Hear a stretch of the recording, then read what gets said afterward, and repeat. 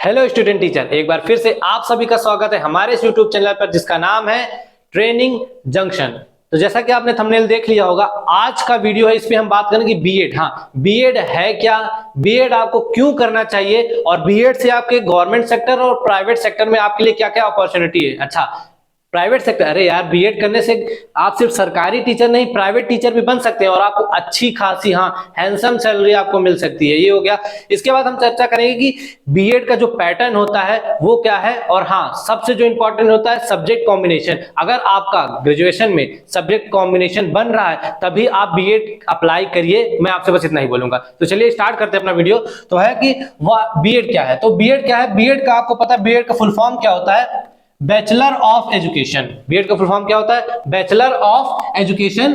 और ये हो गया बीएड का, द बैचलर ऑफ एजुकेशन, ये हो गया। और ये जो डिग्री होती है वो आपकी क्या होती है, अंडर ग्रेजुएट डिग्री।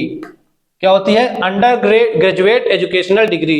आप अब ऐसा नहीं सोच रहे कि हमने बीए बीएससी करके आए, ग्रेजुएट हो गए हैं, अब फिर से हमें ग्रेजुएशन करना पड़ेगा, ऐसा कुछ नहीं है। ये थोड़ा सा आपका अलग हो जाता है। और इसमें क्या होता है, इसमें आप टीचर बनते हैं, मतलब बीएड करने के बाद जो होता है आपके लिए क्या बोलते हैं, आप टीचर बनते हैं। और सबसे जरूरी होता है, ये होता है 2 ईयर का। यार, हम लोग के साथ बहुत बड़ा धोखा हो गया। धोखा ये हो गया कि अगर हम 2015 से पहले बीएड करते, सिर्फ 1 साल का था। हाँ, सिर्फ 1 साल का बीएड होता था और सिर्फ 1 पेपर देना पड़ता था। अब आपको 4 अलग अलग सेमेस्टर होते हैं, पेपर, प्रैक्टिकल, मतलब बहुत माथापच्ची हो गई। लेकिन ठीक है, कोई दिक्कत नहीं है। तो बीएड का आपको समझ में आया क्या, बीएड क्या है, बैचलर ऑफ एजुकेशन, ये हो गया।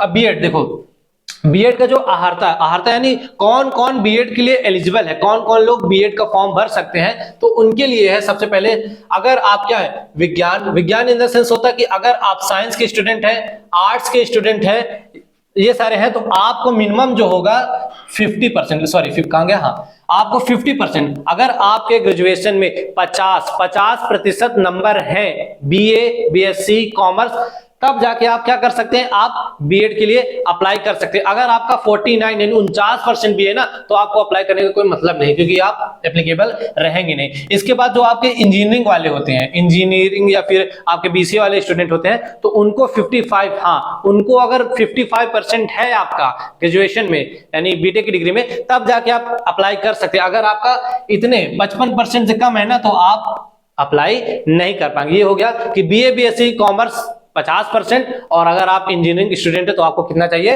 55%। इसके बाद बात करते हैं हम कि प्रवेश परीक्षा, आपका जो आपका एग्जाम होगा, एंट्रेंस एग्जाम होगा, उसमें क्या पैटर्न होगा, कितने नंबर का आता है। तो देखिए, आपका जो होता है वो होता है आपका टोटल 400 मार्क्स का। कितना होता है, 400 मार्क्स का। 400 मार्क्स में आपके 4 सेक्शन होते हैं, पहले आ और बा यानी ए और बी।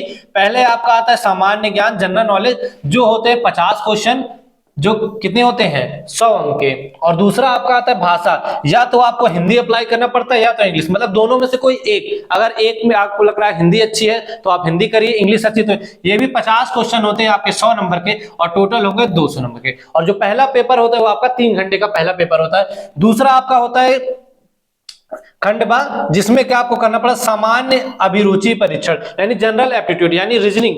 आपको रीजनिंग के 50 क्वेश्चन, मतलब यहां पे आपका हो गया जीके, और यहां पे आपका हो गया हिंदी या इंग्लिश में, और यहां पे आपको 50 क्वेश्चन मिलेंगे रीजनिंग के। और 50 क्वेश्चन होंगे आपके क्या, आपने जो सब्जेक्ट लिया था ग्रेजुएशन में, आपके जो सब्जेक्ट थे उससे रिलेटेड। अगर आपने बीए किया है तो आपको मिलेगा सोशल साइंस 50 क्वेश्चन। अगर आपने बीएससी किया है, बीटेक किया है, बीसीए किया है, तो आपको साइंस के मिलेंगे, फिजिक्स केमिस्ट्री मैथ।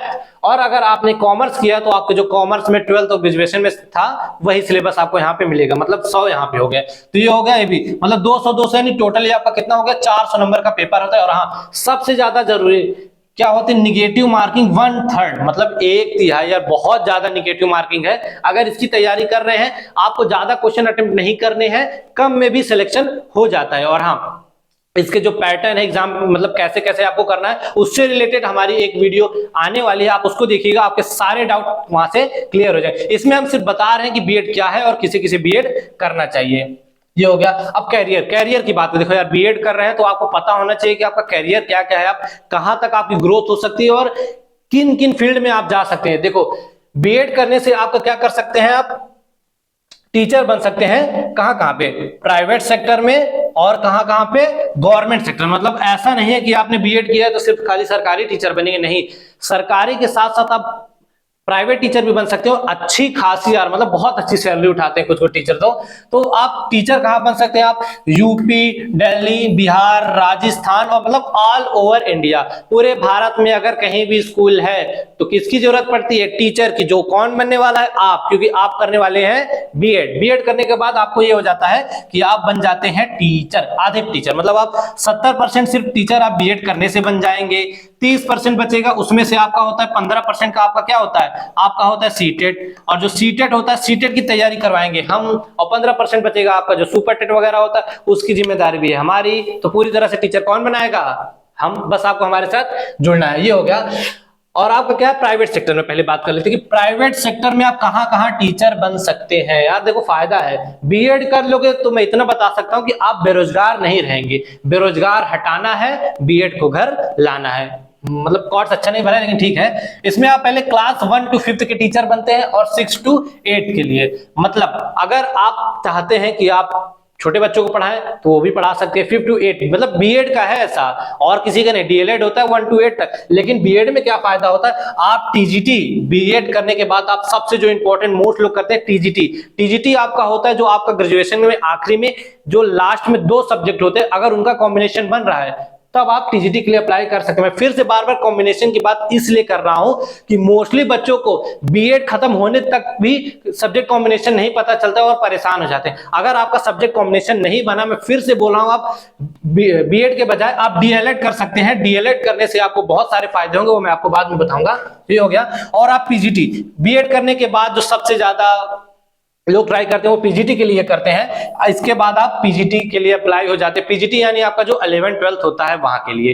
तो यहां तक समझ में आ गया कि प्राइवेट सेक्टर में, देखो प्राइवेट सेक्टर में आप इतनी चीजें कर सकते हैं, और सेम यही क्लास आप गवर्नमेंट सेक्टर में पढ़ाएंगे। लेकिन गवर्नमेंट सेक्टर का क्या फायदा होता है, गवर्नमेंट सेक्टर की जो अलग अलग वैकेंसी आती है वो आते यूपी सुपर टेट। मतलब यार इतनी भर भर के वैकेंसी आती है ना कि मतलब क्या ही बोलो। सैलरी तो पूछो मत। मतलब इसका क्या होता है, जो 4200 प्लस, मतलब 4200 प्लस नहीं, 4200 ही ग्रेड पे होता है। मतलब इतनी ज्यादा सैलरी, मतलब मैंने तो नहीं देखा कि कोई अगर ग्रेजुएट है खाली और बीएड की डिग्री है, इतनी ज्यादा सैलरी किसी और फील्ड में किसी को मिल सके। मतलब बहुत भर के। और केवीएस यार, जिसका पेपर आपका चल भी रहा है, मतलब समझ रहे हैं, केवीएस सेंट्रल जॉब है, मतलब क्या ही बोले। और DSSS भी जो बहुत मतलब बहुत बढ़िया आपका है। और एनवीएस है राजस्थान का जो रीट होता है 2-2 साल। मतलब अगर आप टीचिंग तैयारी कर रहे हैं, बीएड कर रहे हैं, तो कुछ नहीं तो आपको हर 2 साल में कम से कम नहीं तो 50 से 60 हजार वैकेंसी कहीं ना कहीं की तो मिल ही जाएगी। जैसे यूपी की सुपर टेट की है, वो कितनी आए, 80,000 60,000, मतलब आएगी तो ही है।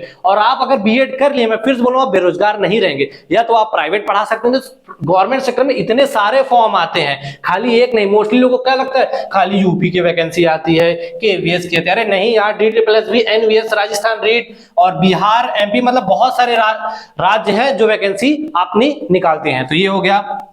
इसके बाद एक छोटा सा कॉट्स है कि शिक्षा सबसे शक्तिशाली हथियार है जिसे आप दुनिया को बदलने के लिए उपयोग कर सकते हैं। यार मतलब सच में यार, शिक्षा, अगर आप शिक्षित हैं तो आप अपना, अपने समाज और अपने परिवार और आपकी आने वाली जनरेशन, उनका भी भविष्य बदल सकते हैं। लेकिन अगर आप शिक्षित नहीं है तो आप कुछ नहीं कर सकते, ना आप अपना भला कर सकते हैं, ना तो आप किसी का भला कर सकते हैं। इसलिए पहले क्या होना है, शिक्षित होना बहुत जरूरी है। तो आई होप वीडियो में आपको चीजें समझ में आ गई होगी कि आपको बीएड करना है तो करना क्यों है। और फिर से मैं बोल रहा हूं कि सब्जेक्ट कॉम्बिनेशन आपको पता होना चाहिए, उसकी एक सेपरेट वीडियो आपको मिल जाएगी, आप वहां पे जाके देखिए और समझिए कि अगर आपको, फिर से ये बोल रहा हूं कि अगर सब्जेक्ट कॉम्बिनेशन बन रहा है तो प्लीज तब जाके आप बीएड करिए। अगर सब्जेक्ट कॉम्बिनेशन नहीं बन रहा है तो आप बीएड के बजाय आप, मैं फिर से ये बोल रहा हूं, आप करिएगा डीएलएड। डीएलएड इसलिए करेंगे कि उससे आपको बहुत फायदा होगा। डीएलएड में आपको परसेंटेज अच्छे बनते हैं, और जो यूपी सुपर टेट आती है ना, उसमें ही होता है, परसेंटेज का पूरा खेल होता है। बीएड कर लोगे, वैसे भी आप सब्जेक्ट कॉम्बिनेशन नहीं है तो आप क्या करेंगे, टीजीटी तो दे नहीं पाओगे, और जब टीजीटी नहीं दे पाओगे तो क्या ही मतलब रहेगा आपका बीएड करने का। इसलिए अगर कॉम्बिनेशन बन रहा है तो बीएड, नहीं तो डीएलएड। चलिए फिर मिलते हैं अगली वीडियो में, तब तक के लिए धन्यवाद।